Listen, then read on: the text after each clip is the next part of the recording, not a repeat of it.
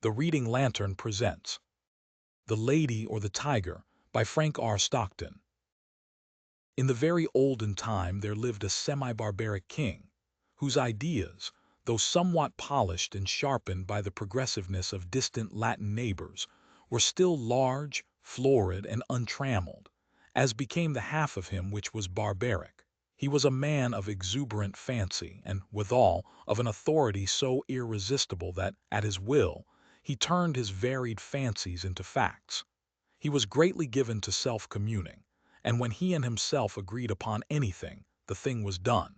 When every member of his domestic and political systems moved smoothly in its appointed course, his nature was bland and genial.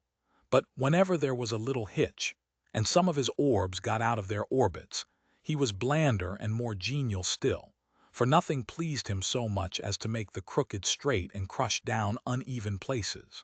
Among the borrowed notions by which his barbarism had become semified was that of the public arena, in which, by exhibitions of manly and beastly valor, the minds of his subjects were refined and cultured. But even here the exuberant and barbaric fancy asserted itself. The arena of the king was built, not to give the people an opportunity of hearing the rhapsodies of dying gladiators, nor to enable them to view the inevitable conclusion of a conflict between religious opinions and hungry jaws, but for purposes far better adapted to widen and develop the mental energies of the people.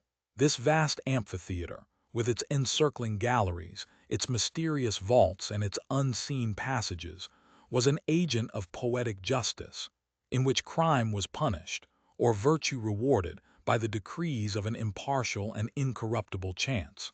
When a subject was accused of a crime of sufficient importance to interest the king, public notice was given that on an appointed day the fate of the accused person would be decided in the king's arena, a structure which well deserved its name, for although its form and plan were borrowed from afar, its purpose emanated solely from the brain of this man, who, every barleycorn a king, knew no tradition to which he owed more allegiance than pleased his fancy, and who engrafted on every adopted form of human thought and action the rich growth of his barbaric idealism.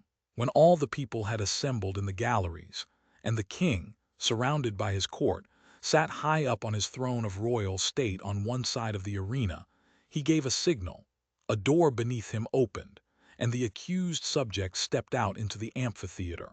Directly opposite him, on the other side of the enclosed space, were two doors, exactly alike and side by side.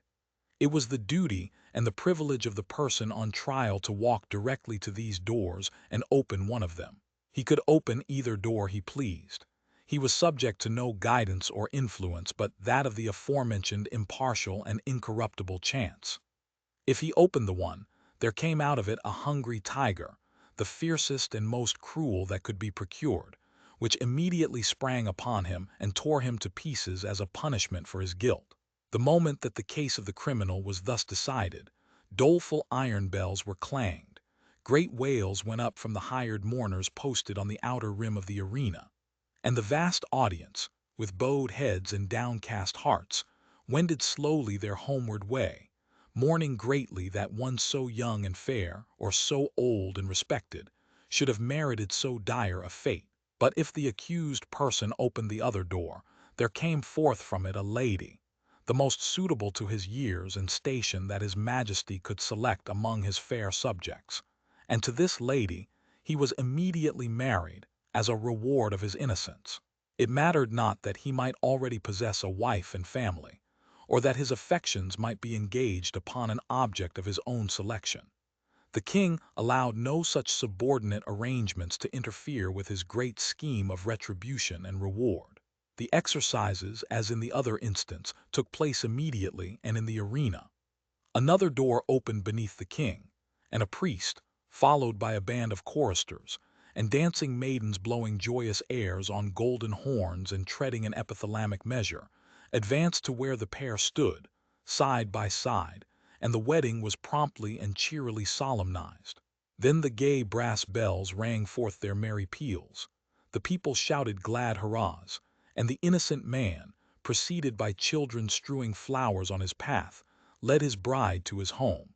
This was the king's semi-barbaric method of administering justice.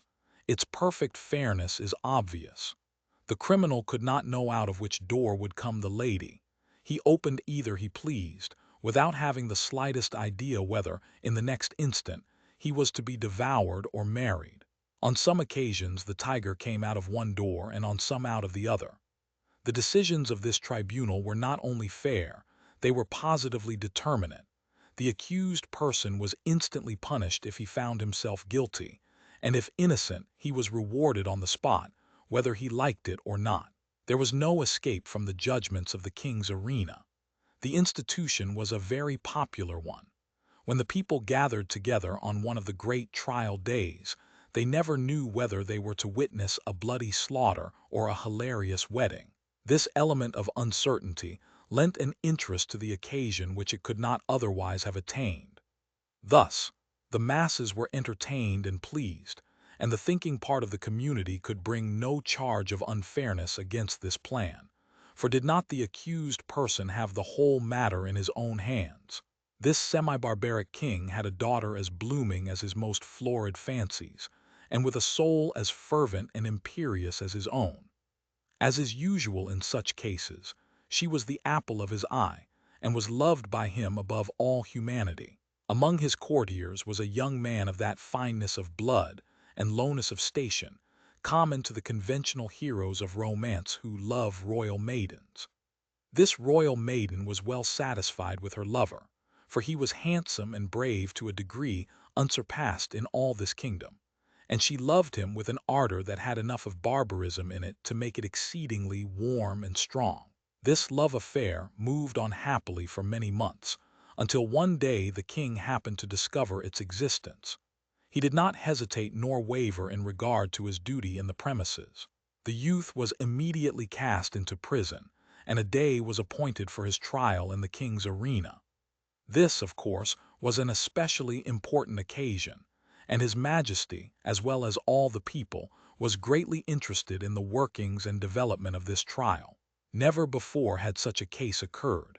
Never before had a subject dared to love the daughter of the king.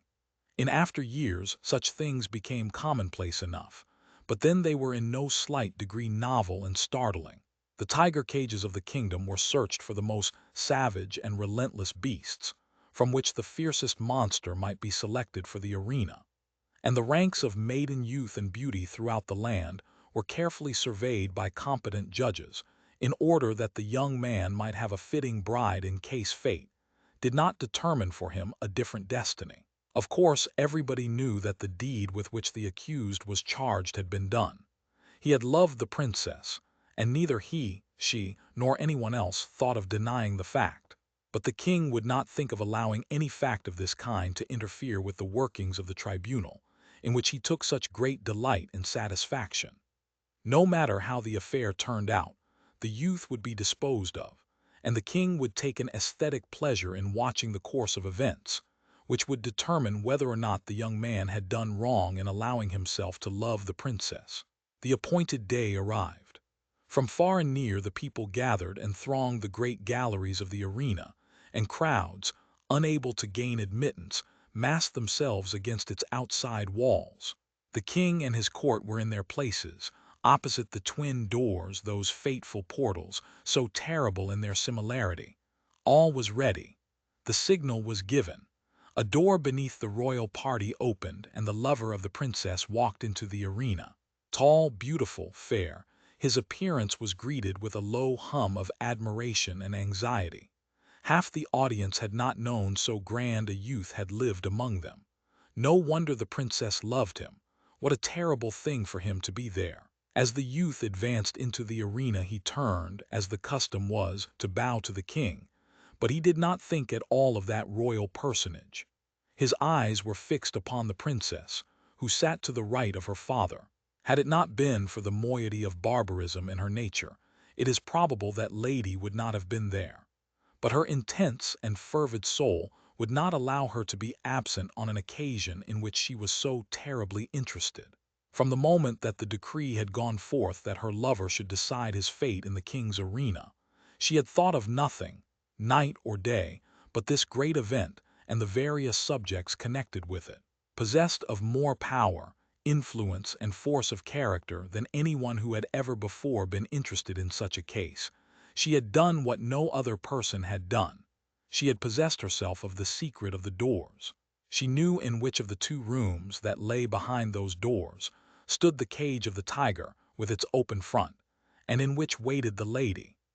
Through these thick doors, heavily curtained with skins on the inside, it was impossible that any noise or suggestion should come from within to the person who should approach to raise the latch of one of them. But gold and the power of a woman's will had brought the secret to the princess. And not only did she know in which room stood the lady ready to emerge, all blushing and radiant should her door be opened, but she knew who the lady was. It was one of the fairest and loveliest of the damsels of the court who had been selected as the reward of the accused youth, should he be proved innocent of the crime of aspiring to one so far above him. And the princess hated her. Often had she seen, or imagined that she had seen, this fair creature throwing glances of admiration upon the person of her lover, and sometimes she thought these glances were perceived, and even returned. Now and then she had seen them talking together. It was but for a moment or two, but much can be said in a brief space. It may have been on most unimportant topics, but how could she know that? The girl was lovely, but she had dared to raise her eyes to the loved one of the princess. And with all the intensity of the savage blood transmitted to her through long lines of wholly barbaric ancestors, she hated the woman who blushed and trembled behind that silent door.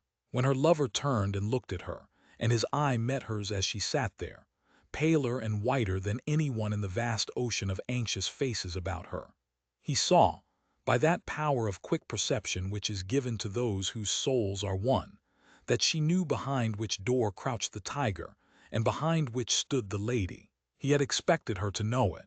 He understood her nature, and his soul was assured that she would never rest until she had made plain to herself this thing, hidden to all other lookers-on, even to the king. The only hope for the youth in which there was any element of certainty was based upon the success of the princess in discovering this mystery. And the moment he looked upon her, he saw she had succeeded, as in his soul he knew she would succeed. Then it was that his quick and anxious glance asked the question, which? It was as plain to her as if he shouted it from where he stood. There was not an instant to be lost. The question was asked in a flash. It must be answered in another. Her right arm lay on the cushioned parapet before her. She raised her hand and made a slight, quick movement toward the right. No one but her lover saw her. Every eye but his was fixed on the man in the arena. He turned, and with a firm and rapid step he walked across the empty space. Every heart stopped beating, every breath was held, every eye was fixed immovably upon that man. Without the slightest hesitation, he went to the door on the right and opened it. Now, the point of the story is this: did the tiger come out of that door, or did the lady? The more we reflect upon this question, the harder it is to answer. It involves a study of the human heart which leads us through devious mazes of passion, out of which it is difficult to find our way. Think of it, fair reader, not as if the decision of the question depended upon yourself, but upon that hot-blooded, semi-barbaric princess, her soul at a white heat beneath the combined fires of despair and jealousy. She had lost him, but who should have him? How often, in her waking hours and in her dreams, had she started in wild horror, and covered her face with her hands as she thought of her lover opening the door on the other side of which waited the cruel fangs of the tiger. But how much oftener had she seen him at the other door? How in her grievous reveries had she gnashed her teeth and torn her hair when she saw his start of rapturous delight as he opened the door of the lady? How her soul had burned in agony when she had seen him rush to meet that woman, with her flushing cheek and sparkling eye of triumph, when she had seen him lead her forth, his whole frame kindled with the joy of recovered life, when she had heard the glad shouts from the multitude and the wild ringing of the happy bells, when she had seen the priest, with his joyous followers, advance to the couple and make them man and wife before her very eyes, and when she had seen them walk away together upon their path of flowers, followed by the tremendous shouts of the hilarious multitude, in which her one despairing shriek was lost and drowned. Would it not be better for him to die at once and go to wait for her in the blessed regions of semi-barbaric futurity? And yet, that awful tiger, those shrieks, that blood. Her decision had been indicated in an instant, but it had been made after days and nights of anguished deliberation. She had known she would be asked. She had decided what she would answer, and without the slightest hesitation, she had moved her hand to the right. The question of her decision is one not to be lightly considered, and it is not for me to presume to set myself up as the one person able to answer it. And so, I leave it with all of you. Which came out of the open door, the lady or the tiger? Thank you for listening. If you enjoyed this story, don't forget to follow the reading lantern and let its light guide you to your next great tale.